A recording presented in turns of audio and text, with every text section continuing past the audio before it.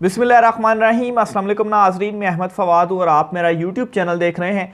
अहम खबरों के साथ आज के व्लॉग में आपकी खिदमत में हाजिर हुआ हूँ। सबसे पहले तो नाज़रीन बड़ी खबरों के साथ आगाज़ करूँगा। मामला कुछ इस तरीके से है कि GHQ के जानिब से एक माजरत जो है वो की गई है। ये क्या मामला है, बाकायदा तौर पर एक लेटर जो है वो लिखा गया है। इस पर कुछ तफसीलात हैं। एक तो ये मैं आपके साथ शेयर करूँगा। इमरान खान साहब की जानिब से हुकूमत को कमर तोड़ झटका जो है वो दिया गया है। इस वक्त इलेक्शन मुलतवी करवाने के हवाले से क्या क्या चीज़ें हो रही हैं, इस मामले के ऊपर भी कुछ रोशनी डालने की कोशिश करूँगा। सबसे पहले तो नाज़रीन आगाज़ में यहीं से करूँगा कि दोनों सूबों में बल्दियाती आम इंतखाबात और इसके अलावा कौमी असम्बली के ज़िमनी इंतखाबात जो हैं इन्हें मुलतवी करवाने के लिए कुछ अहम इकदामात या कुछ अहम पेशरफ्त जो हैं वो सामने आई हैं, जिनमें सबसे पहले तो इलेक्शन कमीशन ऑफ पाकिस्तान में 2 इम्पॉर्टेंट इजलास जो हैं वो हुए हैं और इन दोनों इजलासों के अंदर IG KP और IG पंजाब की जानिब से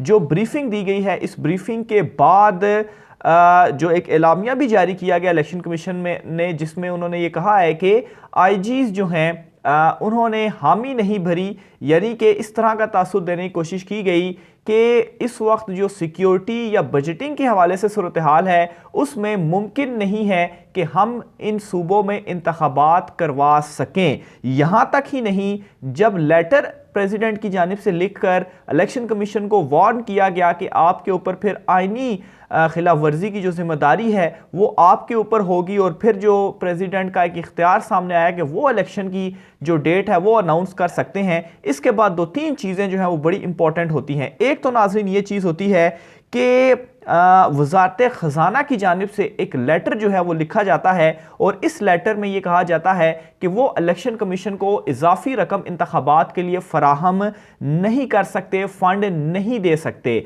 ना सिर्फ फाइनेंस बल्कि डिफेंस की जानिब से भी, GHQ की जानिब से भी माजरत की जाती है कि वो सिक्योरिटी फोर्सेस या जो फौज है, जो रेंजर्स हैं या ऐसे एहलकार हैं, वो प्रोवाइड नहीं कर सकते। ये जो है वो डिफेंस की जानिब से भी जो है वो लिखा गया, क्योंकि जो मीटिंग थी उसमें कहा गया था कि हमें सिक्योरिटी फोर्सेस की जो है वो ज़रूरत होगी इलेक्शन करवाने के लिए और इसमें फ़ौज की जो मदद है वो चाहिए। तो ये 2 बड़े इंपॉर्टेंट लेटर्स जो हैं वो सामने आते हैं। अब इनकी कुछ तफसीलात पहले मैं आपके साथ शेयर करता चलूँ कि इनमें कहा जो है वो क्या क्या गया है।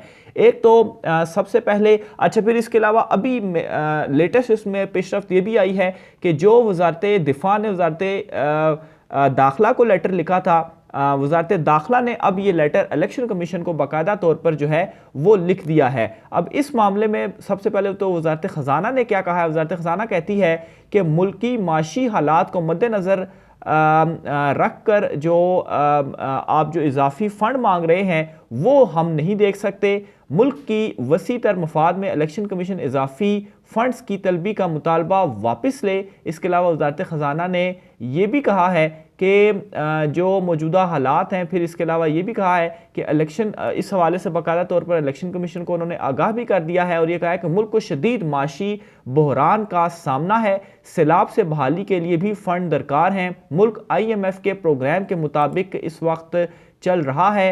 इलेक्शन कमीशन ने दोनों सूबों में 14 अरब रुपए की जो इजाफी फ़ंड थे वो मांगे थे। फिर इसके अलावा वज़ारत दिफा ने कल क्या कहा वज़ारत दाखिला को, उसमें एक तो वो ये कहते हैं कि आम इंतखाबात के लिए पाक फ़ौज, रेंजर्स और FC जो है वो हम नहीं दे सकते, इससे हम माजरत करते हैं। कौमी असम्बली के 64 हल्कों और सूबों में इंतखाबात के लिए एहलकारों की तैनाती मुमकिन नहीं।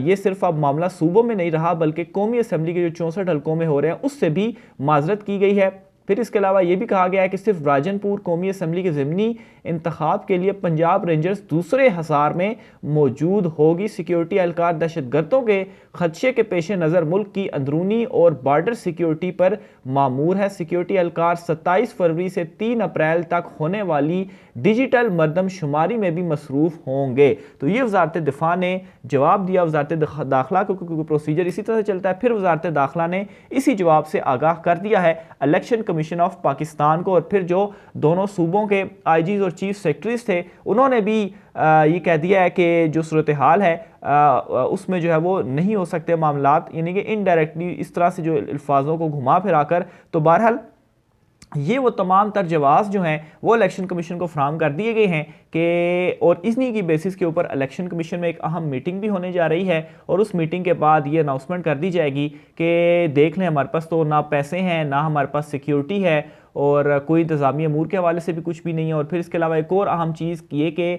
लाहौर हाई कोर्ट रजिस्ट्रार की जानिब से भी एक लेटर लिखा गया, उसमें भी ये कहा है कि अदलिया के अफसरान जो है वो हम ROs या DROs या जहाँ पर इलेक्शन ड्यूटीज़ लगती हैं उन ड्यूटीज़ के लिए हम फराहम नहीं कर सकते। तो अमले की भी जो यहाँ पर कमी है इलेक्शन कंडक्ट करवाने के लिए वो भी नहीं है।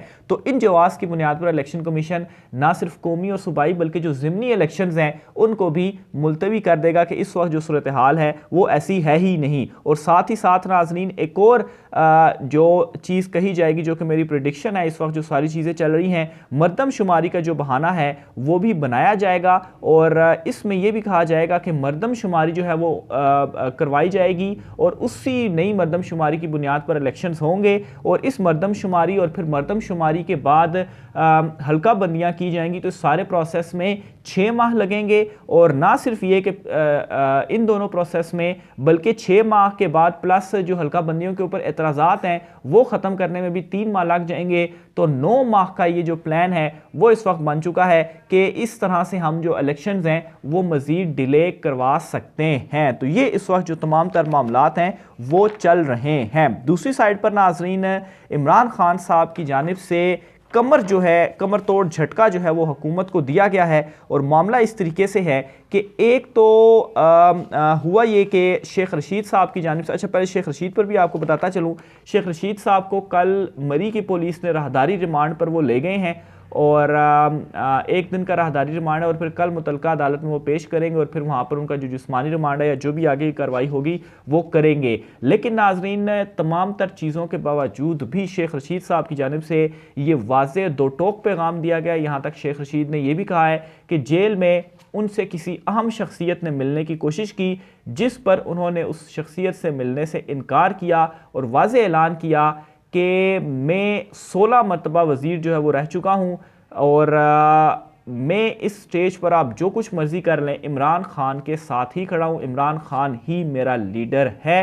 और उन्होंने ये कहा कि मुझको दबाव डालकर मेरी जो हमदर्दियां हैं वो तब्दील करने की कोशिश जो है वो की जा रही है कि आप इमरान खान का साथ छोड़ दें, लेकिन इस स्टेज के ऊपर मैं इमरान खान के साथ ही खड़ा हुआ हूं। तो ये जो है वो शेख रशीद की जानिब से वाज़े तौर पर जो बयान है वो दे दिया गया है। दूसरी तरफ नून लीग में इस वक्त टूट फूट का जो सिलसिला है वो जारी है। एक तो साबिक गवर्नर सरदार मेहताब अब्बासी जो है उन्होंने नून लीग छोड़ने का ऐलान किया था, लेकिन उसके बाद उन्होंने प्रेस कॉन्फ्रेंस करनी थी वो उन्होंने नहीं की क्योंकि मनाया गया है, उनको खामोश किया गया है। नून लीग ने कहा है कि थोड़ा सा सब्र कर लें, लेकिन मेहताब अब्बासी साहब के अलावा भी बहुत सारे ऐसे लोग हैं जो कि उड़ने को तैयार हैं। बहरहाल मेहताब अब्बासी साहब ये कहते हैं कि इमरान खान के खिलाफ तहरीक अदम एतमाद लाने का जो हमारा फैसला था वो गलत फैसला था, हमें ऐसा नहीं करना चाहिए था। इस वक्त जो नून लीग की सूरत हाल है वो ये है कि KP में तो मुकम्मल तौर पर सफाया हो चुका है, जबकि पंजाब में भी नून लीग का जो खात्मा है वो हो चुका है। इस वक्त जो हुकूमती वजीर हैं वो सिर्फ और सिर्फ माल बना रहे हैं। पार्टी क़यादत पर भी उन्होंने अदम एतमाद किया और कहा है कि जो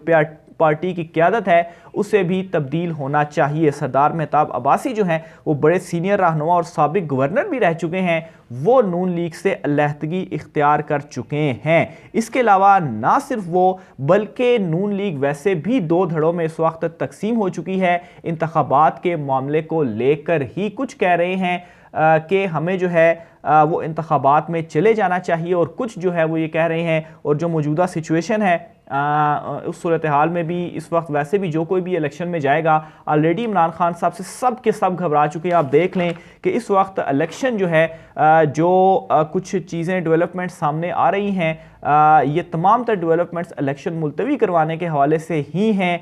इलेक्शन जो है जो लेटर इमरान खान लिखा गया प्रेसिडेंट की जानिब से, उस लेटर के बाद ये अचानक से 3-4 चीज़ें हैं कि ना फाइनेंस ना सिक्योरिटी ना ही अमला, तो कुछ भी नहीं होगा। तो फिर जो है वो इलेक्शन कमीशन को एक जवाब मिल जाएगा कि वो इलेक्शन जो है वो मुलतवी करवाए। दूसरी साइड पर ये कहते हैं कि हमारे पास पैसे नहीं हैं, लेकिन मज़ीद 5 जो इन्होंने मुआवनीन हैं वो कैबिनेट में शामिल कर दिए हैं और यूँ इनकी तारीख़ की जो कैबिनेट है वो सबसे ज़्यादा 83 जो है वो हो चुकी है और दूसरी तरफ मामला ये हो रहा है कि बैरूनी सतह पर इंटरनेशनल लेवल पर भी जो ममालिक हैं इनको एक्सेप्ट नहीं कर पा रहे। दौरा तुर्क जो है वो इनका कैंसिल हुआ था, और दौरा तुर्क कैंसिल इसलिए हुआ था क्योंकि तुर्क का ये कहना था कि हम जो है वो मसरूफ़ हैं, आपसे मिल नहीं सकते, और आपका ये जो फ़ोटो सेशन आप यहाँ पर करने आ रहे हैं इसको आप रहने दें। तो इंटरनेशनल लेवल पर भी इनकी जो बेइज्जती है वो हो रही है। तो बहरहाल ये कोशिशें कर लें, लेकिन जो कुछ भी करें